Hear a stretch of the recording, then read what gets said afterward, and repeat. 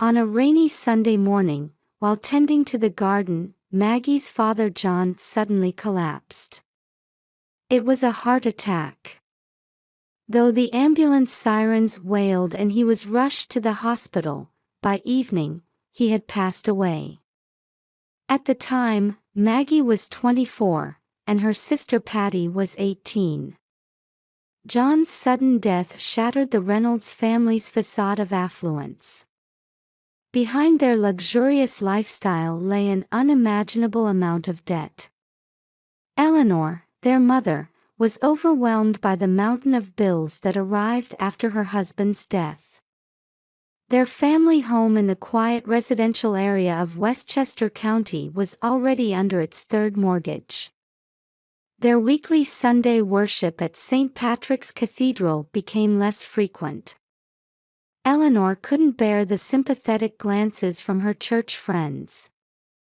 Patty began to distance herself from her high school friends, desperately trying to hide their family's downfall. Maggie made an immediate decision. She would drop out of college and start working.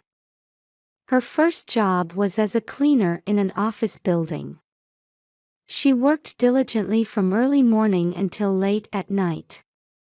To think my sister would become a cleaner, how embarrassing for our family. Patty mockingly commented, making sure her friends could hear. Patty, who attended Smith College, thoroughly despised her sister's work.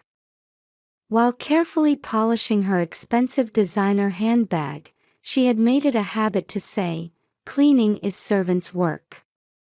Eleanor took a different approach. She lied to her country club friends, telling them Maggie was studying abroad. Sometimes she would proudly claim, "She's studying at a business school in London." At weekend bridge parties, she continued to spin tales of her daughter's fictional success. However, Maggie quietly forged ahead on her own path. During the day, she worked as a cleaner, and at night, she studied business management at the local community college. While honing her cleaning skills, she steadily acquired business fundamentals. She made The 7 Habits her favorite book and thoroughly studied efficient time management. Gardening, which she started to soothe her tired body, gradually became a hobby. By continuing to tend to the garden her father had loved, she cherished his memory. Reading time while listening to classical music became her greatest luxury. Eventually, she established a small cleaning company. With efficient systems and environmentally friendly cleaning methods, she secured one contract after another. Still, her sister's and mother's attitudes remained unchanged. The cleaning business must be tough, her mother maintained her condescending attitude. Eleanor, dressed in luxury brands and hosting garden parties on weekends, had no intention of understanding her eldest daughter's work. As for Patty, she refused to even acknowledge the existence of Maggie's company. Even after moving to a townhouse in the Upper East Side, Maggie maintained a modest wardrobe. Her elegant theory and inclined suits seemed to express her principles, in stark contrast to Patty's obsession with flashy Gucci and Prada. 10 years passed. One day, an invitation arrived at Maggie's home. It was for Patty's wedding, a lavish ceremony at the Ritz-Carlton Westchester. However, seeing the postscript on the invitation, Maggie quietly smiled. It read, "Please come as part of the cleaning staff." The massive chandelier at the Ritz-Carlton Westchester cast soft light across the banquet hall. Round tables covered with pristine white tablecloths were arranged neatly, each adorned with elegant arrangements of pale pink roses and calla lilies. Through the floor-to-ceiling windows, the beautiful twilight cityscape was visible. Against the backdrop of Westchester's sophisticated skyline, preparations for the luxurious wedding were steadily progressing. Arriving at the venue, Maggie was wearing a modest navy blue dress. The theory dress emitted a refined sheen, accentuating her dignified presence. A simple platinum necklace adorned her neck. Her hair was carefully styled up, and her understated yet elegant makeup highlighted her clean, beautiful appearance that belied her 39 years. Local dignitaries were arriving at the reception one after another. The women were dressed in high-end designer gowns from Hermès and Chanel, while the men wore Tom Ford and Brioni tuxedos. Members of the Westchester Country Club had gathered in special attire, different from their usual weekend bridge parties. Ms. Reynolds. The receptionist checked the guest list and showed a slightly troubled expression. Some special instructions were visible on the list, even from Maggie's position. "I'll show you to the staff table." At those words, the surrounding guests' eyes turned to Maggie all at once. The country club regulars exchanged glances, whispering among themselves. She walked with dignity through the crowd of guests dressed in luxury brands. The assigned seat was in a corner of the venue, close to the kitchen where service staff frequently passed through. On the table was a place card that read, "Cleaning Crew, Maggie." Next to it was a complete set of cleaning supplies. New brooms, mops, and rags were arranged as if they were table decorations. The tablecloth color was different from other tables, making it immediately apparent that it was for staff use. "Oh, Maggie," Eleanor approached, holding an expensive champagne glass. Dressed in a Chanel tweed suit with a large pearl necklace, her perfect hair and makeup and refined demeanor that showed no sign of age reflected her years of experience in high society. "I'm glad you came to help. Please make sure the venue is spotless for Patty." At those words, suppressed laughter emerged from the table's occupants. In particular, her mother's social circle made no attempt to hide their obvious mockery. Maggie just smiled quietly, remembering the garden she had shared with her father in her heart. "Why don't you change in the staff room?" Patty called out while adjusting her pure white wedding dress. The Vera Wang custom dress perfectly accentuated her slim figure. The 2-carat Tiffany engagement ring sparkled brilliantly in the chandelier light. "That dress is out of place. Your usual work clothes suit you better." The groom, James, was chatting with executives from Anderson Construction. Their business conversation was in full swing. Occasionally, he would glance at Maggie with a scornful look. "We've asked her to clean the venue. We're thinking of letting her handle our facility management too." Loud laughter erupted from those around him. That laughter carried the contempt typical of the upper class. As the reception began, luxurious dishes of filet mignon and Maine lobster were served one after another. At each table, sommeliers carefully explained and poured selected California wines. However, in front of Maggie was placed a simple staff meal. While expensive California wine was being poured for others, her glass was filled with water. "My son's company has a major project coming up," the groom's father's proud voice could be heard. His confidence as a successful businessman exuded from his fine Brioni suit. "It's a redevelopment project in Westchester. If this succeeds, our status will rise even further. And Patty will be able to make a fitting society debut." Around the time the Magnolia Bakery special wedding cake was being brought out, Patty approached Maggie's table again. Her pure white dress gleamed even more brilliantly in the venue's lighting. "Sister, this cake costs about a month's salary for you. But that's a world you'll never know, isn't it?" As she said this, she deliberately stared at Maggie's water-filled glass. Maggie nodded silently. And in her heart, she whispered, "This will be the last humiliation." The guests were indulging in the luxurious food and wine, engaging in animated conversations. Topics of high society, episodes from the golf club, boasting about recently purchased luxury cars. The privileged atmosphere of the upper class dominated the entire venue. The country club members would occasionally glance at Maggie, casting looks that suggested she didn't belong. However, no one noticed the dignified light dwelling in the depths of Maggie's quietly seated eyes. As the reception was nearing its end, the Magnolia Bakery special wedding cake had been cut, and guests were enjoying their coffee.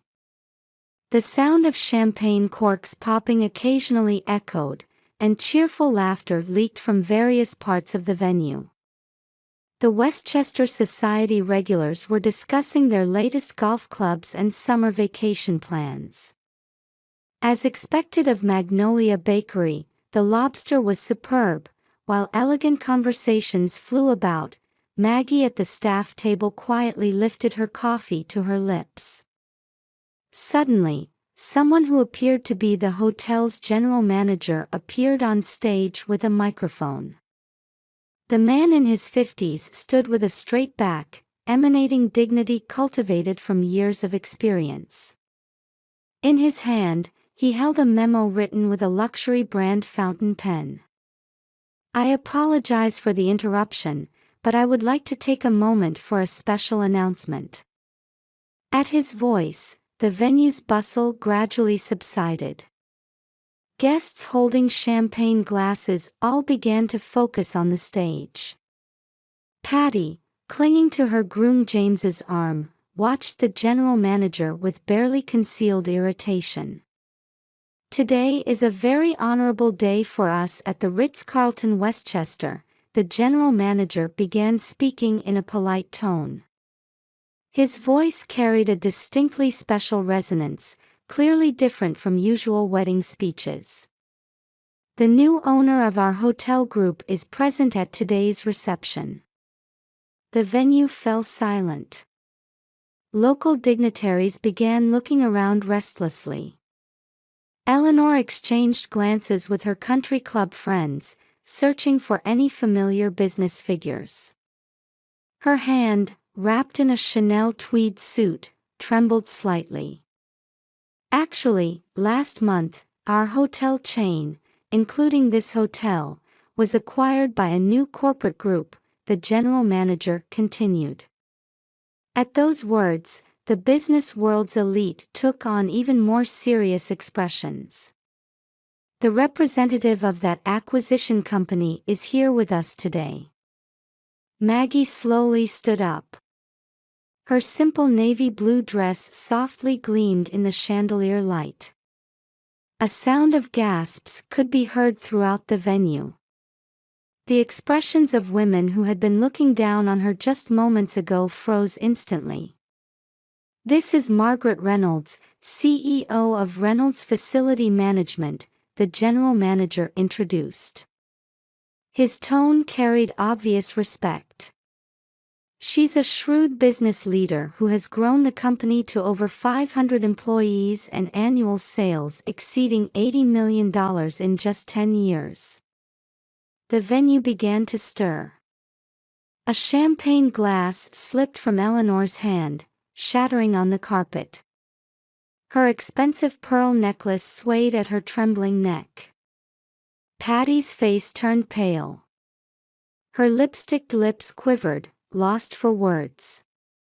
James, the groom, exchanged uneasy looks with Anderson construction executives.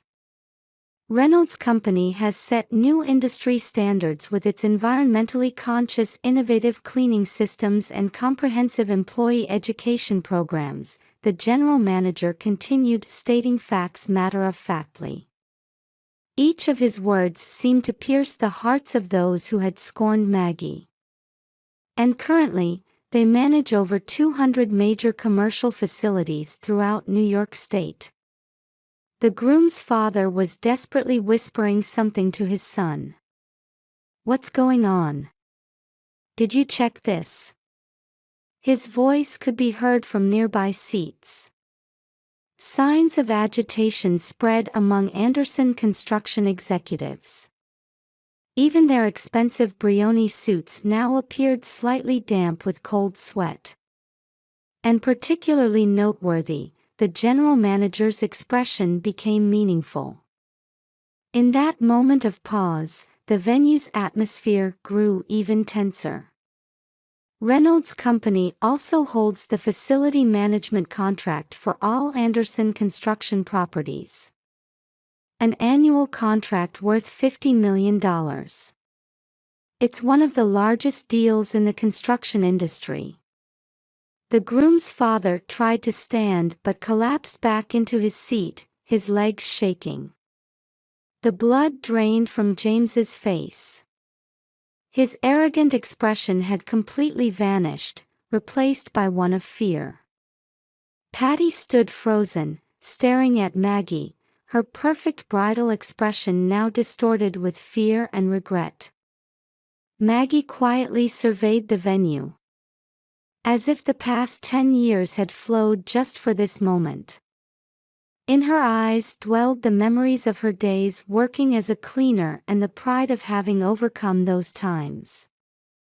The memories of time spent in the garden with her father seemed to shine in her heart. The country club members suddenly changed their attitude, beginning to cast ingratiating looks at Maggie. Expensive jewelry and accessories now seemed to have lost their luster, appearing as mere decorations. Eleanor's social companions averted their eyes from her, whispering among themselves. Calculating gazes crossed as they reconsidered their positions. The previous atmosphere of arrogance had completely disappeared. The cleaning supplies placed before Maggie now seemed to shine as symbols of her success. The new broom and mop, intended as insults, had become proof of her diligence and sincerity. The simple glass of water stood as testimony to her years of restraint and determination. She slowly raised the glass and took a quiet sip. As the venue fell dead silent, Maggie slowly walked toward the stage. Her steps exuded confidence polished over 10 years. Under the luxury hotel's magnificent chandelier, her theory navy blue dress radiated even more elegance. Remembering the scent of the garden her father had loved, she took a deep breath. Taking the microphone, Maggie quietly began to speak. "Ladies and gentlemen, I would like to say a few words." Her voice rang clear throughout the venue. Her transparent voice carried the emotions of the past 10 years. The guests' expressions froze with surprise and confusion. Particularly, the agitation of Anderson construction executives was undisguisable. Dressed in their Brioni and Tom Ford luxury suits, they couldn't hide their bewilderment at the sudden turn of events. James, the groom, was drenched in cold sweat, staring at his father's face. "First, let me talk about cleaning work," Maggie began speaking calmly. Her expression was filled with pride in the decision she had made 10 years ago. 10 years ago, after my father's sudden death, I dropped out of college and started working as a cleaner. I take pride in that work. Sighs leaked from various parts of the venue. The country club members remembered their previous attitudes and showed uncomfortable expressions. Cleaning work is noble work that maintains building value and provides comfortable spaces for people. In that field, I learned efficient cleaning systems and environmentally friendly methods. That became the foundation of today's success. Eleanor tried to fix her crumbling makeup with trembling hands. The pearl necklace at her neck swayed slightly. Years of vanity seemed to be peeling away in an instant. Patty unconsciously crumpled the hem of her Vera Wang wedding dress while staring at her sister. Over these 10 years, I worked as a cleaner during the day, studied management at night, and gradually grew the company. Maggie spoke about her management methods that combined practical experience with theory. Now we're entrusted with managing major buildings throughout New York State. Our strengths lie in comprehensive employee education programs and the introduction of innovative environmentally conscious systems. The groom's father tentatively tried to stand. Last night's boasting at the country club now felt like a distant memory. However, Maggie's next words made him collapse back into his seat. And I'd like to discuss our contract with Anderson Construction. A slight coldness mixed into Maggie's voice. We have a $50 million annual management contract with your company. This is one of the largest deals in the industry. However, as of today, we will be terminating that contract. The venue erupted in commotion. Anderson executives hurriedly pulled out their mobile phones. They instinctively understood the need for emergency shareholder response. The groom's face turned ashen. His arrogant expression had completely disappeared, replaced by one of terror. Furthermore, as the new owner of the Ritz-Carlton Westchester, I will be changing today's venue fee to triple the normal rate. All future reservations for anniversary parties and such will be cancelled. Of course, there will be no cancellation fees. Each of Maggie's words seemed to pierce the hearts of the groom's family. Patty let out a small cry. Her Tiffany engagement ring sparkled miserably in the chandelier light. The sound of her dreamed society debut crumbling could almost be heard. And finally, Maggie looked at the groom's family. Her gaze carried 10 years' worth of determination. The large-scale redevelopment project that Anderson is planning. The redevelopment project in the Westchester district, including this hotel, will also be returned to square one. The impact on your company's stock price should be quite significant. The groom's father suddenly fell to his knees in a deep bow. The sound of his expensive suit scraping against the floor echoed in the silent venue. I'm so sorry. I apologize for my son's rudeness. Please, just the contract termination. His figure was unrecognizable from his arrogant attitude just moments ago. James stood dumbfounded. The project his promotion depended on was vanishing before his eyes. Even the marriage vows exchanged just hours ago now rang hollow. Patty collapsed in tears, her pure white dress spreading across the floor. Her perfect hair and makeup were dissolving with her tears. Eleanor staggered to a chair by the wall. She seemed at a loss for words, facing the reality that her long-established position in society was crumbling in an instant. No one would come to her weekend bridge parties anymore. The country club members showed various reactions, some trying to curry favor with Maggie, others quietly slipping away from the venue.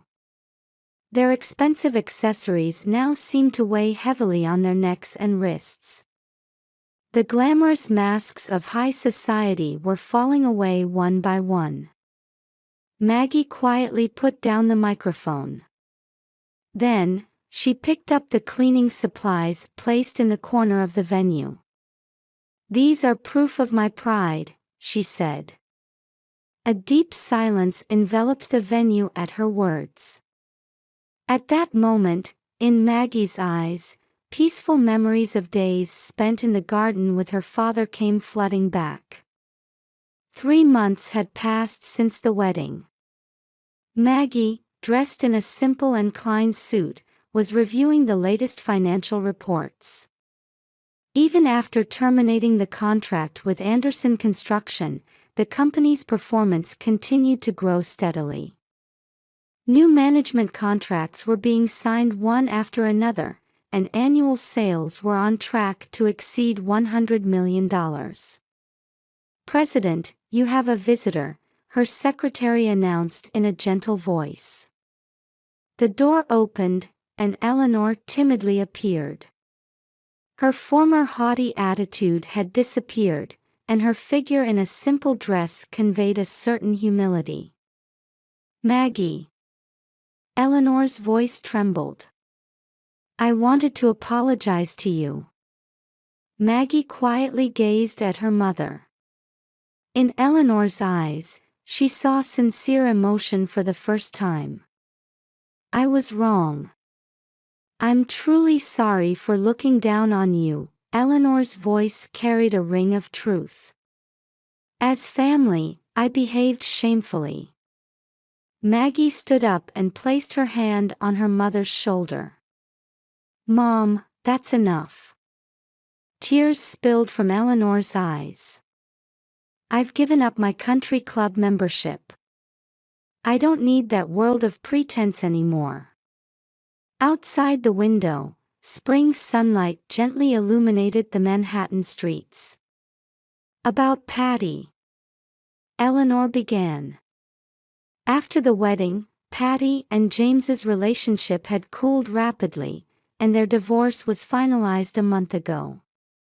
She had quit her job at the luxury boutique and was now living back at home. Her former arrogant attitude had disappeared, and after a social media controversy, she had become quite reclusive. "She's reflecting on her actions, in her own way," Eleanor continued. "But she says she can't find the courage to meet you." Maggie picked up documents for a new project with a deep sigh. The file was labeled Vocational Training Program for Low-Income Individuals. "I want to help somehow," Eleanor offered. "I've started doing volunteer work in the community. There, I've discovered what true fulfillment means." At those words, Maggie gave a small nod. The lessons learned in the Garden of Memories with her father were now bearing fruit in a new form. "Mom, would you like to have tea together?" Maggie suggested. A relieved smile appeared on Eleanor's face. Meanwhile, the Anderson family's downfall was swift. James was fired from the company and forced to take a job at a small company in a provincial city. His annual income dropped to 1/3, and he had to move from his luxury apartment to a modest one. Maggie turned her attention to the new proposal on her desk. It detailed a comprehensive vocational training program embodying her belief that anyone can rise up through effort. The curriculum covered everything from cleaning techniques to business fundamentals. "I might accept Patty as the first student in this program," Maggie mused to herself. The spring sunlight streaming through the office window gently touched the potted plants. New buds were swaying slightly. Maggie felt the same breath of life here that she had felt in the Garden of Memories with her father. "Dad, I've finally found it," she whispered while gazing out the window. The true meaning of success. Beyond Manhattan skyscrapers, there was a sense of a new dawn approaching.